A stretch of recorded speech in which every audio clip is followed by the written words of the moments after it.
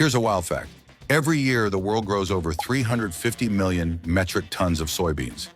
And in the US alone, soybeans cover more farmland than any other crop except corn, fueling industries worth billions, from food to biofuels and, of course, plant-based milk. Yet soy milk isn't some new fad. It's been around for over 2,000 years. First crafted in ancient China and becoming a staple in Asian cuisines long before it hits your local coffee shop's menu. So how does this tiny bean transform into the creamy, delicious soy milk swirling in your latte? Let's dive inside the factory and uncover how soy milk is really made.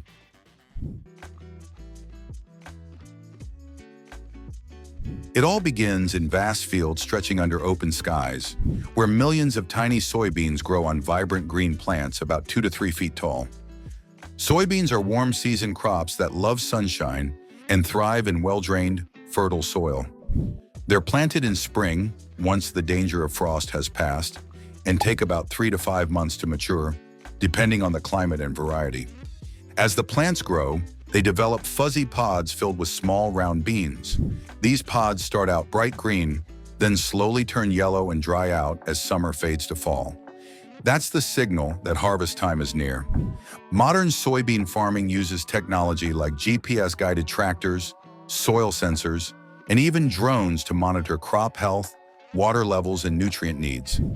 This helps farmers produce high-quality beans efficiently and sustainably. Once the soybeans reach the perfect dryness, usually around 13% moisture, they're harvested using massive combine harvesters. These machines cut the plants, separate the beans from the pods, and collect the beans into large storage tanks ready for cleaning and processing. But even though they're harvested in the field, these tiny beans are just at the start of their journey to becoming delicious, creamy soy milk. Once harvested, the soybeans head off to the factory, arriving in huge trucks or train cars, sometimes carrying thousands of pounds at a time. But before these beans can become soy milk, they need a serious cleanup. Even the best harvest brings along a few unwanted guests, like bits of stems, tiny stones, dust, and leftover pods. So the first step in the factory is cleaning.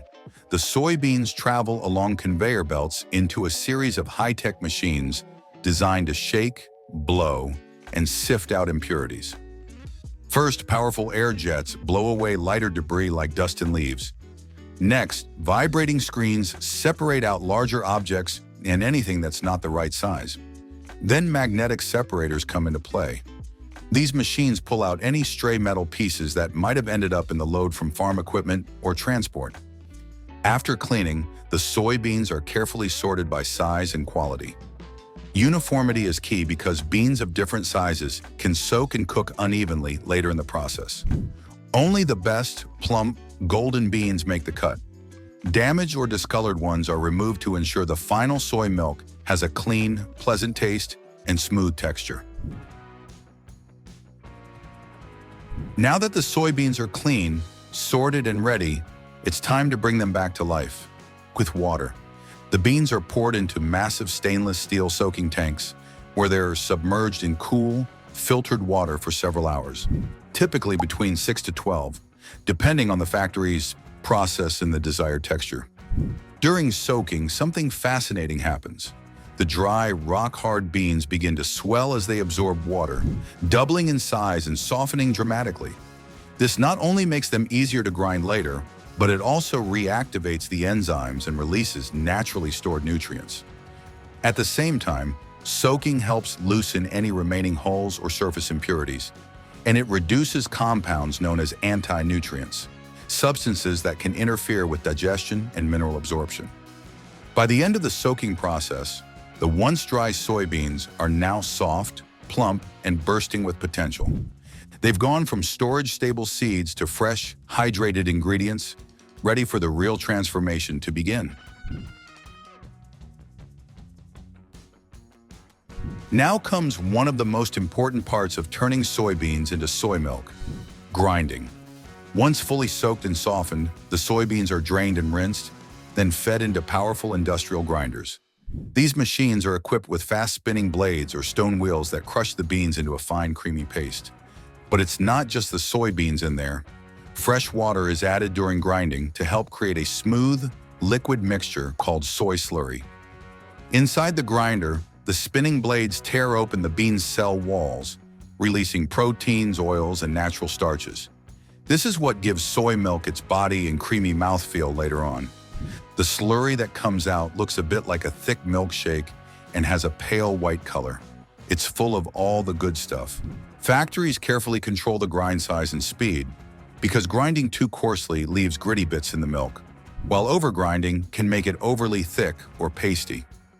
By the end of this step, the soybeans have gone from solid seeds to a rich, velvety slurry, one step closer to becoming the smooth soy milk we pour into our coffee or cereal. Now that we have a thick, creamy soy slurry, it's time to bring on the heat and unlock the smooth, mild taste we love in soy milk. The soy slurry flows into giant stainless steel cooking tanks where it's heated to high temperatures, often around 95 to 100 degrees Celsius, or about 200 degrees Fahrenheit. Factories use precise controls to keep the temperature and cooking time exactly right. Too little heat and the flavor stays too raw. Too much and you risk scorching the soy or changing the texture. In many modern facilities, steam injection systems are used to heat the slurry quickly and evenly, while continuous stirrers keep everything moving so nothing sticks or burns. By the end of cooking, the slurry has transformed from a raw paste into a fragrant, hot liquid, ready for the next big step, separating the pure soy milk from the leftover solids. Now that the soy slurry has been cooked to perfection, it's time to extract the good stuff, the silky, nutritious soy milk. This is where filtration comes in. The hot slurry is pumped into high-speed centrifuges or ultrafine filtration systems that separate the liquid soy milk from the solid fiber pulp, known as okara. Think of it like straining blended oats to make oat milk, but on an industrial scale and with far more precision. The okara is caught by fine mesh screens or filters, while the smooth, milky liquid passes through. What's left behind the okara is thick, pale, and packed with fiber and nutrients. It's not wasted, though.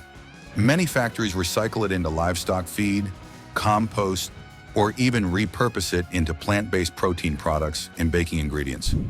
Meanwhile, the filtered soy milk flows into collection tanks, now free of pulp and grit. It has a smooth, creamy consistency and a delicate aroma, but it's not quite ready for your cereal just yet. This raw soy milk is essentially a blank canvas, plain, unsweetened, and naturally high in protein. But to make it delicious, long-lasting, and nutritionally complete, it's time for the next step: flavoring, fortifying, and perfecting the final product. Now that we've separated out the pure soy milk, it's time to transform it into the tasty, nutritious drink you find on supermarket shelves. At this stage, the soy milk goes into large blending tanks, where it becomes a canvas for flavor and nutrition. Manufacturers carefully follow recipes to create different varieties, like original, vanilla, chocolate, or unsweetened versions. Sweeteners such as cane sugar, agave syrup, or natural flavorings like vanilla extract are added for taste. Many brands also fortify their soy milk with vitamins and minerals to boost its nutritional profile. Common additions include calcium, to match or exceed levels in dairy milk; vitamin D, essential for bone health; vitamin B12, especially important for people on plant-based diets. These nutrients are blended in precise amounts, ensuring consistency from carton to carton. Now that the soy milk has been flavored and fortified, there's one last mission before it hits the shelves: making sure it's perfectly smooth, safe, and shelf-stable. First comes homogenization. This process involves pushing the soy milk through tiny valves at extremely high pressure. Imagine squeezing it through microscopic gaps with enormous force. This breaks down fat particles and proteins into super small, uniform sizes, so they stay evenly suspended instead of separating or forming a layer of cream on top. The result? That silky, consistent texture we expect from soy milk. Next is pasteurization, a crucial step for food safety and freshness. The soy milk is heated quickly to high temperatures, often around 85 to 95 degrees Celsius, or about 185 to 203 degrees Fahrenheit, for a short period. This kills off any harmful bacteria or microorganisms that could spoil the milk or make people sick.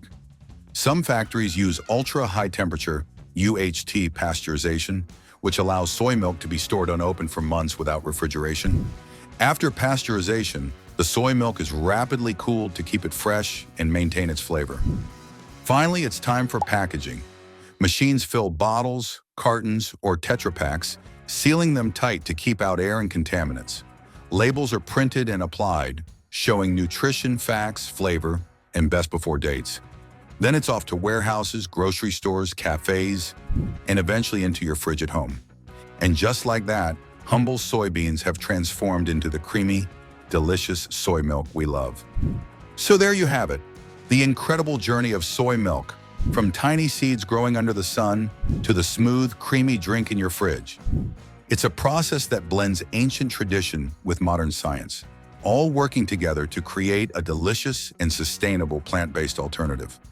Whether you're pouring it into your morning coffee, blending it into a smoothie, or just enjoying a glass on its own, soy milk is the result of skill, technology, and a whole lot of care. Thanks so much for joining me on this behind-the-scenes adventure. If you enjoyed learning how soy milk is made, give this video a thumbs up, subscribe for more fascinating food journeys, and hit the bell so you never miss an episode. See you in the next episode.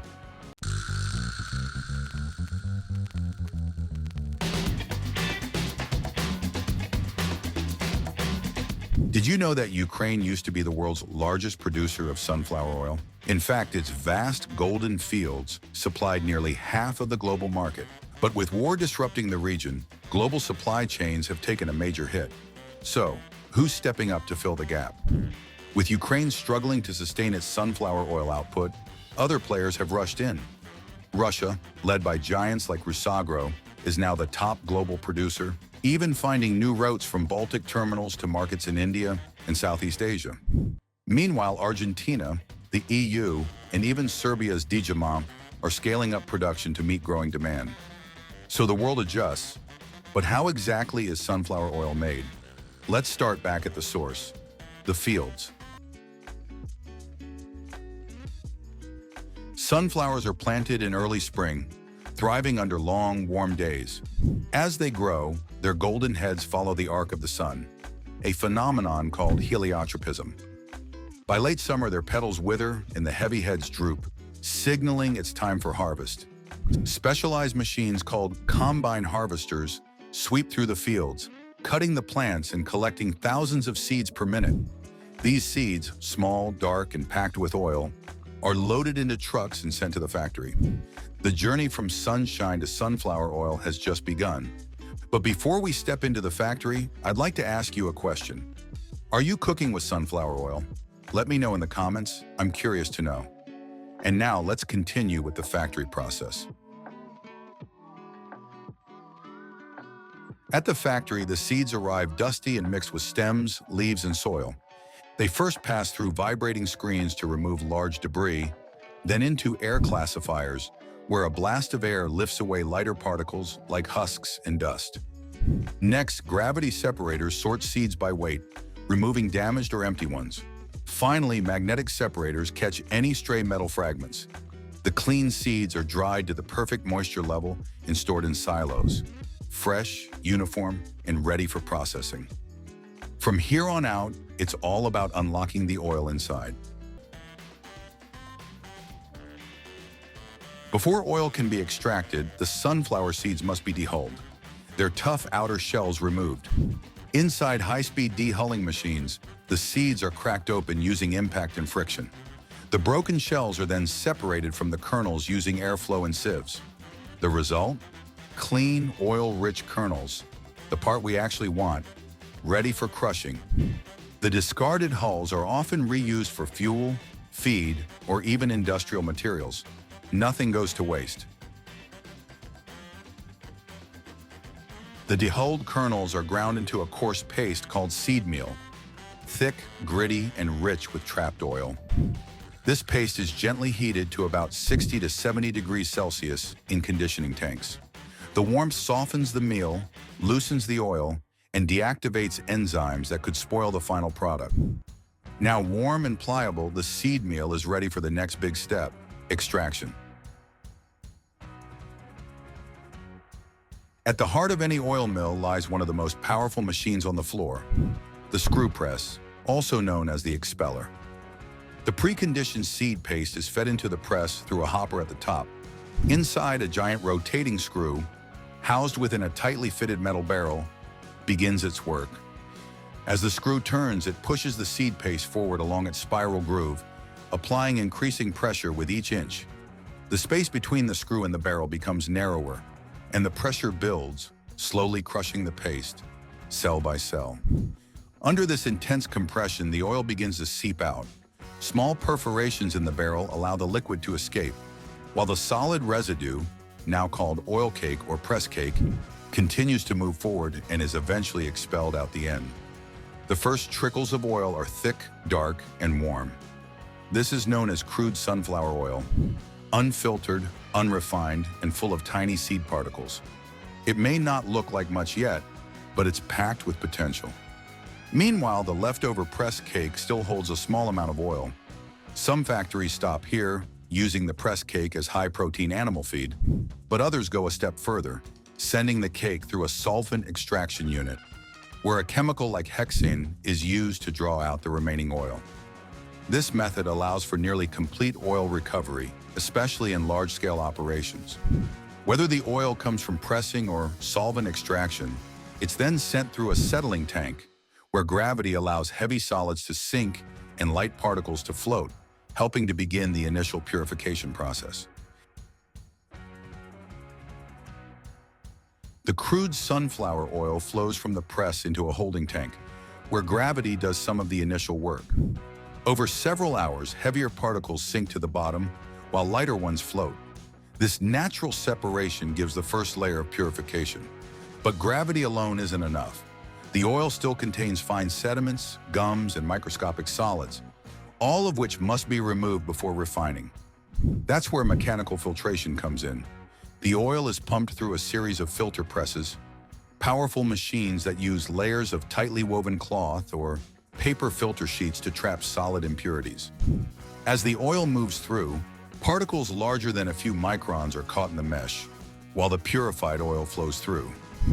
Depending on the factory, this process might happen in multiple stages, each filter finer than the last, removing progressively smaller contaminants.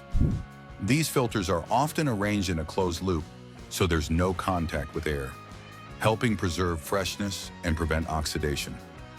What's left is a much cleaner product, filtered sunflower oil that now looks clearer, flows more easily, and has shed most of its impurities. But it still isn't quite finished. While the filtration stage improves clarity and removes debris, the oil still contains natural gums, waxes, free fatty acids, pigments, and odors, all of which affect its stability, flavor, and shelf life. To get it ready for cooking, bottling, and storage, the oil now heads to one of the most critical stages in the entire process, refining. Refining is where chemistry, engineering, and food science all come together, and it happens in a series of tightly controlled stages, each targeting a specific impurity, each bringing the oil one step closer to purity. The first challenge? Gums. These naturally occurring phospholipids are sticky and make the oil cloudy. To remove them, the oil is gently mixed with hot water or dilute acid in a reaction tank. This causes the gums to coagulate, clumping together so they can be separated from the oil. After neutralization, the oil is washed several times with warm, soft water to remove any remaining soap, salt, or chemical residues. Finally, the last, and perhaps most critical, step, deodorization. Though the oil is now clean, it still retains subtle aromas from the original seed. To remove them, the oil is heated under vacuum, often up to 180 to 230 degrees Celsius, while a stream of steam is passed through it. The steam strips away volatile compounds and odor molecules, leaving the oil neutral, mild, and ready for any cuisine, This final stage also helps destroy any remaining microbes, giving the oil a long shelf life without preservatives. At this point, the transformation is complete. But there's one final step before it reaches your table: bottling and packaging. Automatic machines fill bottles at high speed, seal them, and label each one with batch numbers and expiry dates. Then bottles are boxed, stacked, and shipped, headed to supermarkets, restaurants, and kitchens around the world. Thanks for joining us on this exciting food journey. Don't forget to like, share, and subscribe for more deep dives into the foods that shape our world. And just in case you have missed some of the older episodes, we have you covered. We have attached a special selection of past Factory View episodes to this video. So stay with us and enjoy more fascinating food discoveries. See you in the next episode.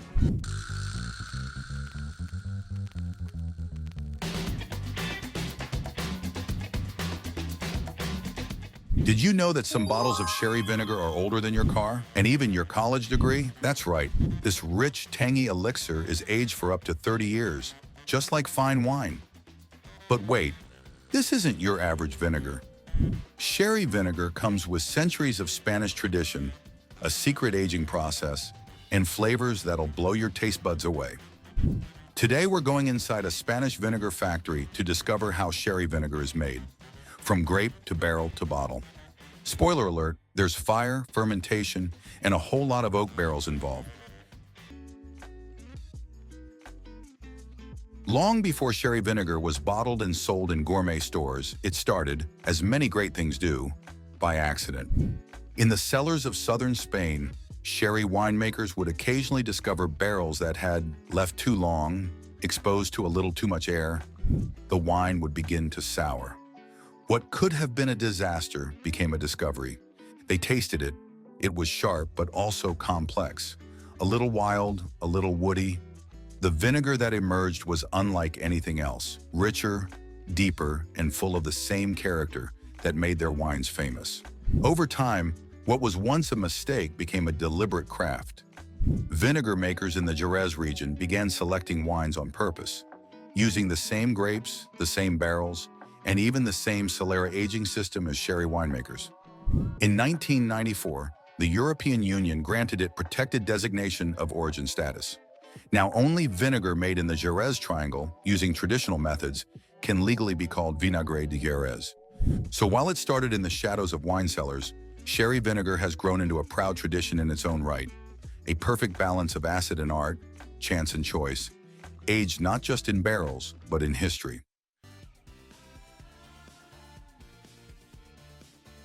Every drop of sherry vinegar begins its life not as vinegar, but as wine. And not just any wine. Sherry wine, born in the sun-drenched vineyards of southern Spain. The grapes used are mostly Palomino, a variety that thrives in the chalky white soils of the Jerez region. These soils, called albariza, act like natural sponges, soaking up winter rains and slowly releasing moisture through the long, hot summers. After harvest, the grapes are pressed and the juice is fermented into a dry white wine, the base for traditional sherry. But instead of being consumed as wine, a portion of it is set aside for something even more special: the long transformation into vinegar. And here's the twist. The wine isn't immediately soured. It's often fortified with a bit of grape spirit to stabilize it, just like traditional sherry, preserving its flavors before it begins its slow journey toward acidity. So before it ever turns tangy, sherry vinegar begins as a carefully crafted wine, full of complexity, history, and the character of the land it came from.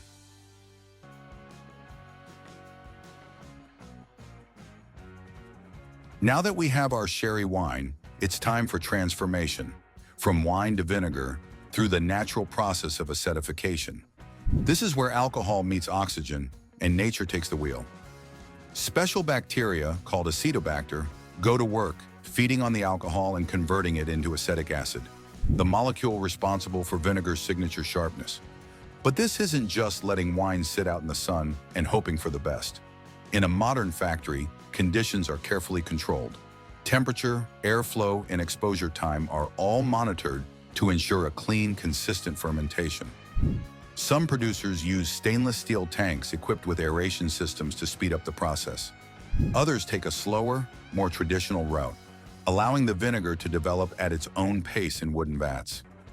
As the alcohol slowly disappears, something new emerges. A complex, deeply aromatic liquid, still sharp, but layered with the first hints of what will become that unmistakable sherry vinegar flavor. At this stage, it's technically vinegar, but it's still young, raw, and brash. To become the real deal, it needs something more: time, wood, and the wisdom of the Solera system. Now comes the heart of what makes sherry vinegar truly extraordinary. The Solera system, a traditional aging method borrowed from sherry wine production and perfected over generations. The bottom row holds the oldest vinegar, sometimes decades old. The rows above contain progressively younger batches. This is the Solera y Criadera system, equal parts aging and blending, science and art. A small portion of vinegar is drawn from the bottom barrels for bottling, but they're never emptied.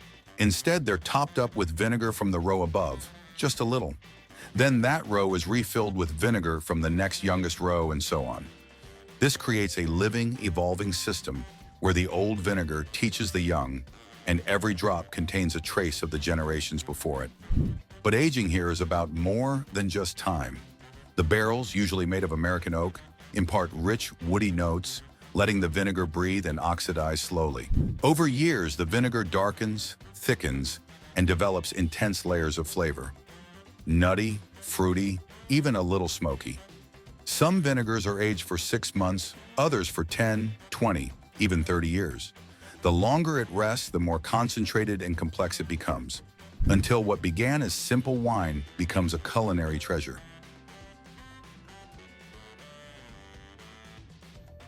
After years, sometimes decades of careful aging, the vinegar is finally ready to take its place among the finest flavors in the culinary world. But before it ever sees a bottle, it must pass one final test: perfection. In a dedicated lab within the factory, trained technicians and master tasters begin their work. Here, every batch is evaluated, not just by machine, but by human senses honed over years. They analyze acidity levels, density, color, and aroma, ensuring it meets strict standards set by the denomination of origin, Vinagre de Jerez. Only vinegars that fall within the precise range of acetic strength, at least 7%, and exhibit the complex, nuanced character expected of aged sherry vinegar, are approved for bottling. If it doesn't pass, it waits, it rests, it evolves further until it does. Once approved, the vinegar moves to the bottling line, where centuries of tradition meet modern efficiency. Large wooden vats slowly feed the vinegar into stainless steel pipes, filtering gently to preserve flavor. Bottles are washed, dried, and filled with care, often by machines but under human supervision. Each is sealed with cork or screw cap, then labeled, sometimes by hand for artisan lines. Labels include vintage age, origin, and sometimes even the bodega name, a mark of pride. For rare vinegars aged over 10 or 20 years, the packaging is often just as refined as the contents.